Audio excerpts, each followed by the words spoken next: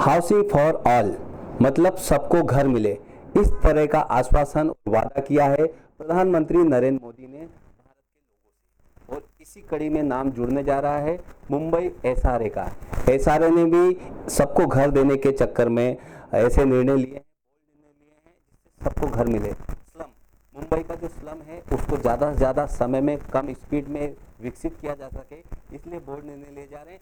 हमारे साथ मौजूद हैं एडवोकेट अरुण बेनकले। वो बताएंगे कि क्या एसआरए क्या है, इसका इतिहास क्या है, जैसी एसआरए से जुड़ी महत्वपूर्ण जानकारी अरुण बेनकले जी बताएंगे। अरुण जी, स्वागत है आपका। एसआरए यानी कि स्लम रीडेवलपमेंट अथॉरिटी, उसको झोपड़पट्टी पुनर्वसन प्राधिकरण नाम से भी जाना जाता है। इस प्राधिकरण का काम जो है वो महाराष्ट्र स्लम एरिया एक्ट 1971 यानी कि उसमें इम्प्रूवमेंट, क्लियरेंस एंड रीडेवलपमेंट ये हेतु साध्य करने के लिए एसआरए ये काम कर रही है।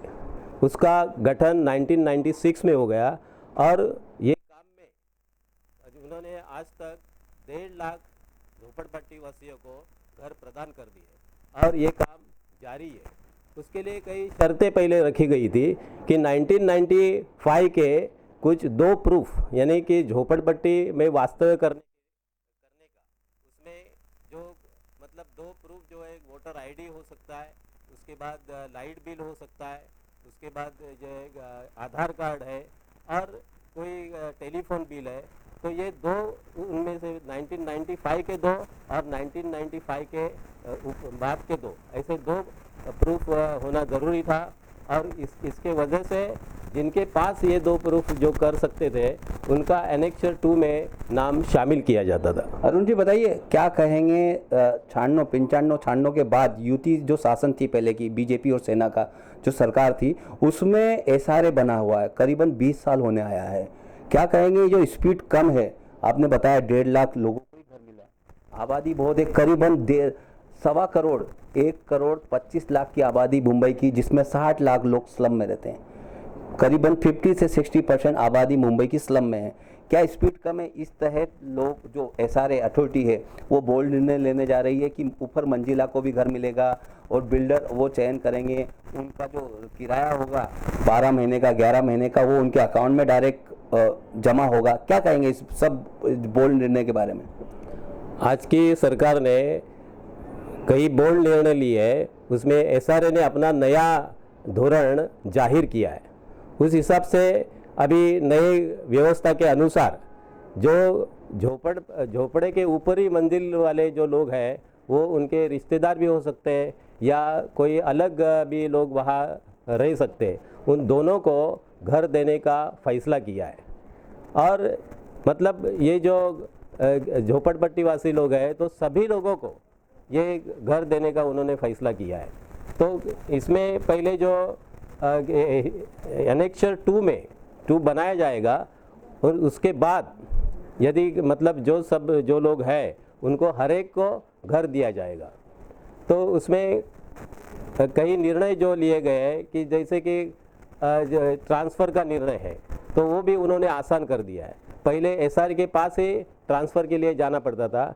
मैं उदाहरण के तौर पर कह सकता हूँ कि जिस व्यक्ति के नाम से घर है और यदि वो ये एनेक्सर 2 के बाद यदि वो जिंदा नहीं रहता है तो उसके मृत्यु के बाद उसके वारिस के नाम पर तो वो घर ट्रांसफ़र करने के लिए अभी हाउसिंग सोसाइटी को ये हक प्रदान कर दिया है।